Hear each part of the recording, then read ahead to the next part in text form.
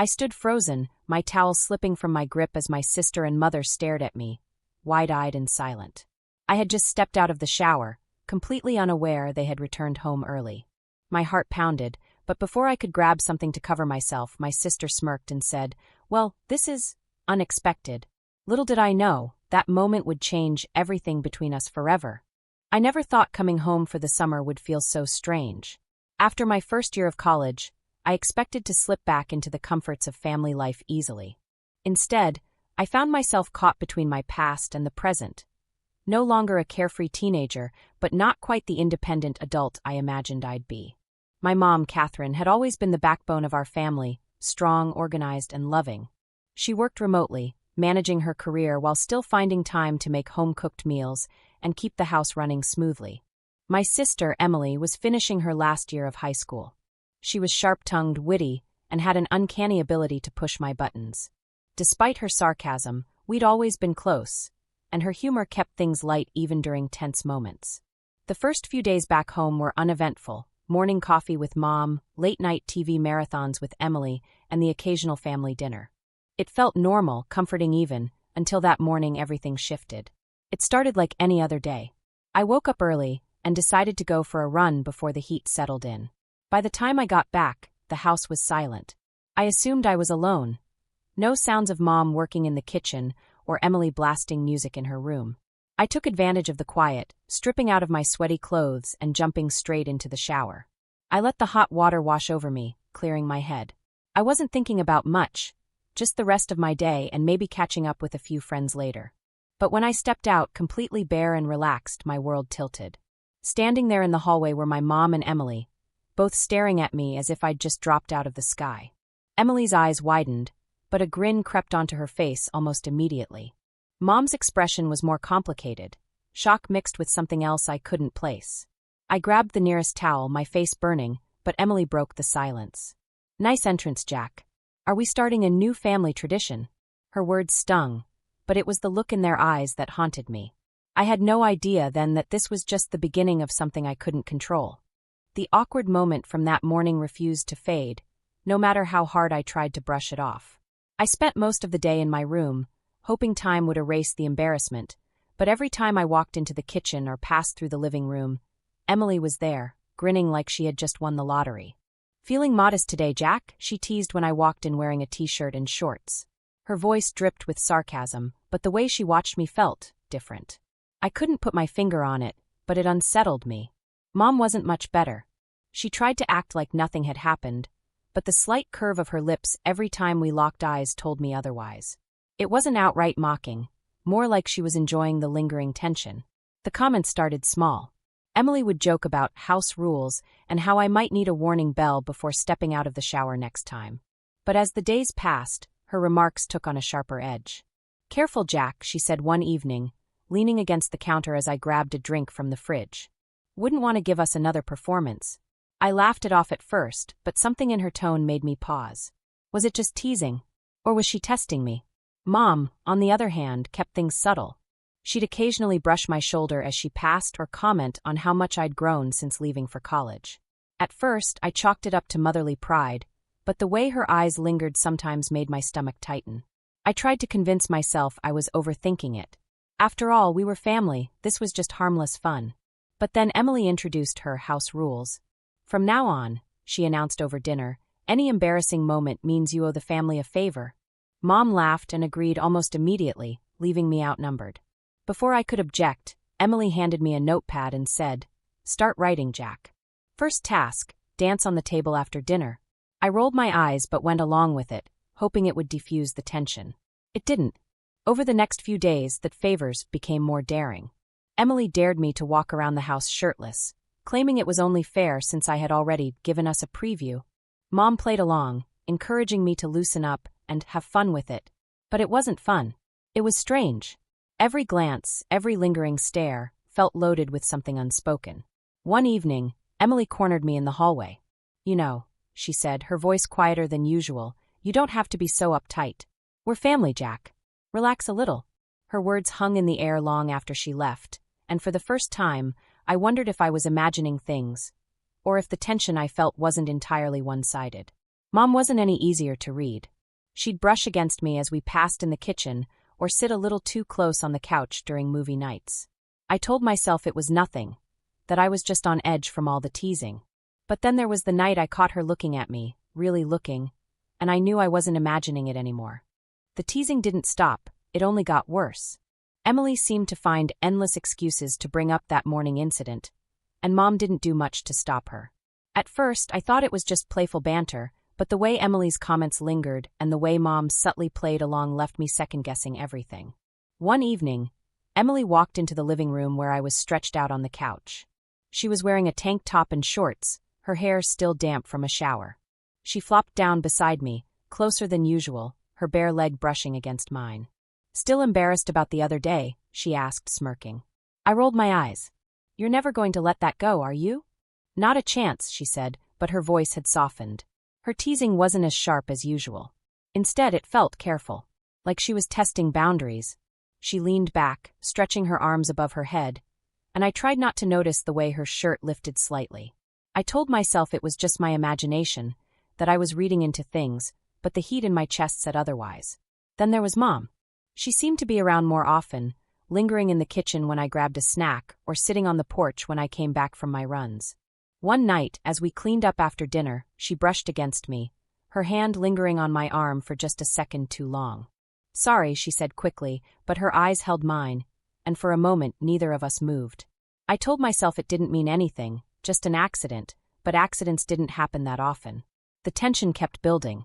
Emily's jokes turned into compliments, comments about how I'd filled out over the past year, how college seemed to suit me. Mom, too, started noticing things. She'd run her fingers through my hair, saying she missed having me around, or she'd give me lingering hugs that felt just a little too tight. I knew I should have put a stop to it, drawn a line before things got any weirder. But I didn't. Part of me didn't want to. One night, while Mom was out grocery shopping, Emily and I were watching a movie. She curled up next to me on the couch, her head resting on my shoulder. "This feels nice," she murmured. I tensed, unsure how to respond, but before I could say anything, she turned and looked up at me. "You're leaving soon," she said quietly. "I hate that." Her eyes were soft, and for the first time, I saw something deeper than teasing in them, something raw and vulnerable. "You'll be fine," I said, trying to keep my voice steady. "But I won't," she whispered. And before I could react, she leaned up and kissed me. It was quick, barely more than a brush of her lips, but it left me frozen. "Emily." She pulled away, her face flushed. "I'm sorry," she said, standing up. "I didn't mean to. But I didn't stop her. I should have." The next day, things felt strained, but Emily acted as if nothing had happened. She joked and teased like always, but there was an edge to it now, something charged. "And Mom?" She started noticing. "Is everything okay between you two?" she asked one afternoon. "Yeah, of course," I lied, but her eyes lingered on me like she didn't believe it. Later that night, I found myself alone in the kitchen with her. She was pouring a glass of wine, the soft light catching in her hair. "You've been quiet lately," she said, turning to face me. "Just tired," I replied, but my voice wavered. She stepped closer, her eyes searching mine. "You sure?" I nodded, but my heart raced as she reached out and tucked a strand of hair behind my ear. "I'm glad you're home, Jack," she said softly. "I missed you." Her fingers lingered on my cheek, and for a moment, I forgot how to breathe. It wasn't just Emily anymore. Everything felt like it was spiraling, and I didn't know how to stop it, or if I even wanted to. The tension in the house had built to an unbearable level. Every conversation, every look, and every touch seemed charged with something unspoken.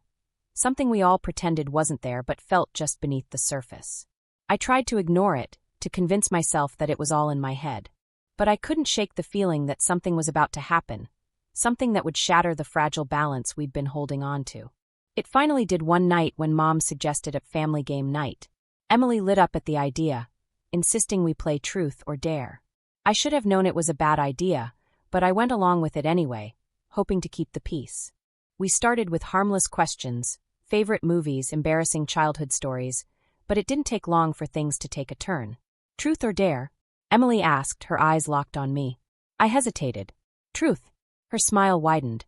"What's the most embarrassing thing that's happened to you recently?" I stiffened, and Mom smirked knowingly. "You already know the answer to that," I said, trying to play it off. "Say it out loud," Emily teased, leaning closer. Walking out of the shower. Unprepared, I admitted, my face flushing. They both laughed, but there was an edge to it, something that made my skin prickle. Your turn, Jack, Mom said, her voice softer than usual. Okay. Truth or dare? I asked Emily. Dare, she said without hesitation. I smirked, trying to lighten the mood. I dare you to do the chicken dance in the kitchen. Emily rolled her eyes but stood up and flapped her arms around like a chicken, making Mom burst into laughter. For a moment, things felt normal again. But only for a moment. Then it was Mom's turn. Truth or dare?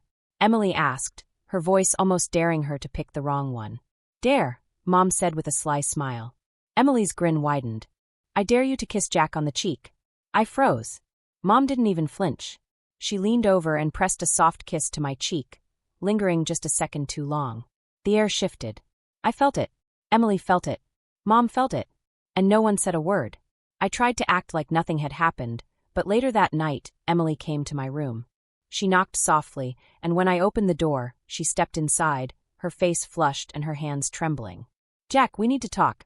I swallowed hard, knowing where this was going but terrified to hear her say it. I can't stop thinking about you, she admitted, her voice barely above a whisper. I stepped back, shaking my head.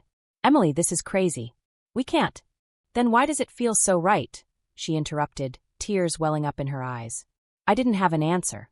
Before I could say anything else, she leaned in and kissed me, soft at first, but then deeper, more desperate. I didn't stop her. And that's when the door opened. Mom stood there, her face frozen in shock. Mom, I started, pulling away from Emily, but Mom held up a hand to silence me. She stepped inside, closing the door behind her. I knew something was going on, she said quietly. I just didn't want to believe it. I opened my mouth to explain, but she stopped me. Don't, she said. Just don't.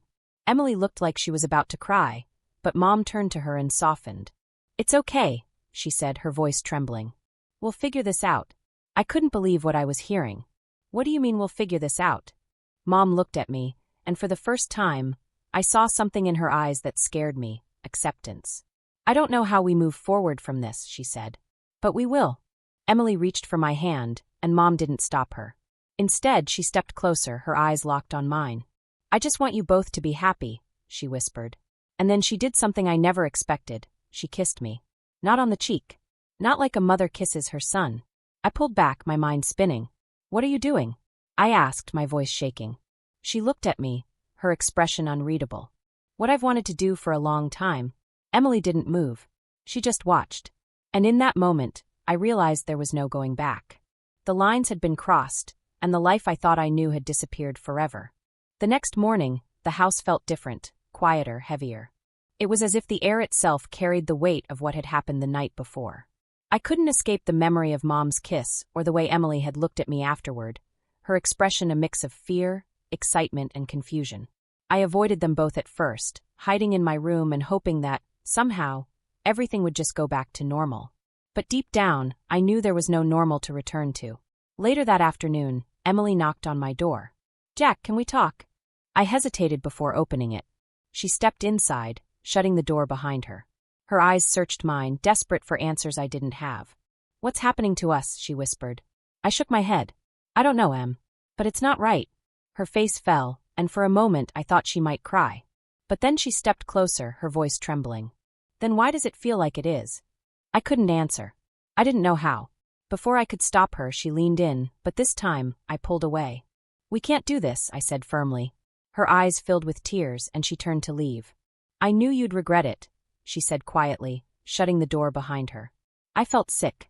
I spent the rest of the day avoiding them both, but as evening fell, I knew I couldn't hide forever. I went downstairs, hoping to grab something quick to eat, and head back to my room. But Mom was waiting for me.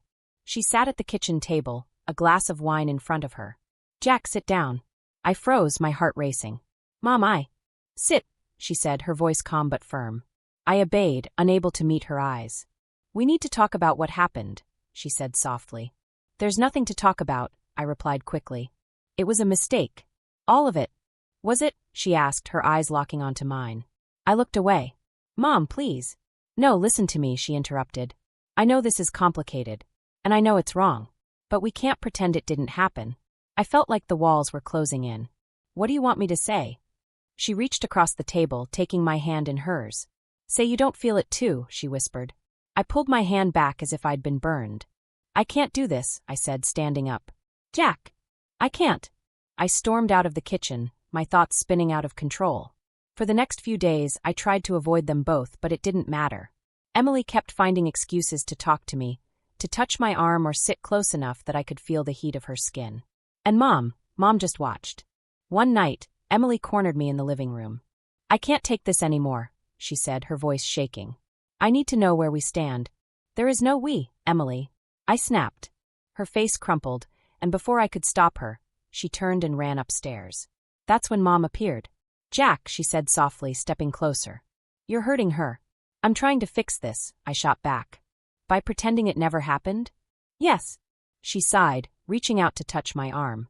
You can't erase what's already done. And neither can she. Her touch lingered, and for a moment I almost gave in. But then I pulled away. This has to stop, I said, my voice firm. She looked at me for a long moment, her eyes filled with something I couldn't name. Something that scared me. And then she nodded. Okay, she said quietly. But the way she said it didn't feel like an end. It felt like a pause. The next few days passed in a blur. Emily avoided me, and Mom acted like nothing had changed, but I knew better.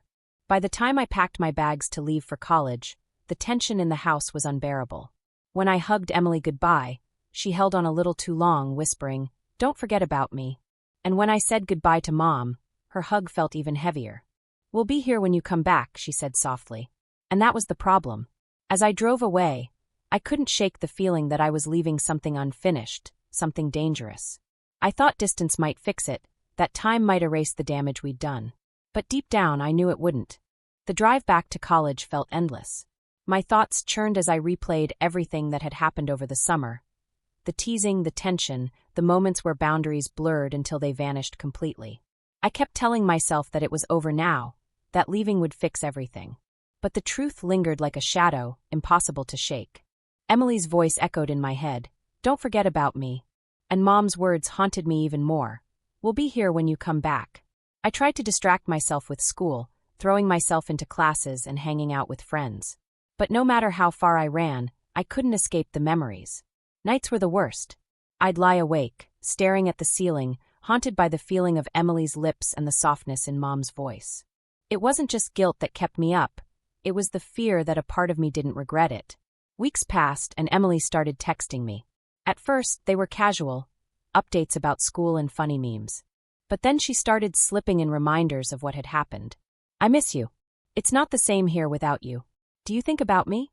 I didn't know how to respond. Ignoring her felt cruel, but engaging only made the weight heavier. And then Mom texted, "How's school? I hope you're eating enough. Emily's been quiet lately. She misses you. We can't wait to see you again." Her words felt loaded, and I couldn't tell if I was imagining it or if there was something more buried beneath them. I started questioning myself. Was I overthinking everything? Was I the one who had blown it all out of proportion? Or had something truly changed between us? I couldn't talk to anyone about it. Who could I tell? My closest friends wouldn't understand, and I didn't trust myself to explain it without sounding insane. But deep down, I knew the truth. I had crossed lines that should never have been crossed, and no amount of time or distance would undo that. By the end of the semester, I knew I had to make a decision. I called Emily first. "Em, we need to talk." Her voice softened. "I know. I can't come home for the holidays," I said, my stomach twisting. There was a long silence before she finally spoke. "Okay." Her voice broke on that single word, and I hated myself for it. I called Mom next. "Jack, what's wrong?" "I'm staying here for Christmas," I said, trying to keep my voice steady. "Oh," she said, and I could hear the disappointment. "Why?" "I just need some space," I replied. She didn't push, but I could feel the hurt in her silence. "Okay," she said finally.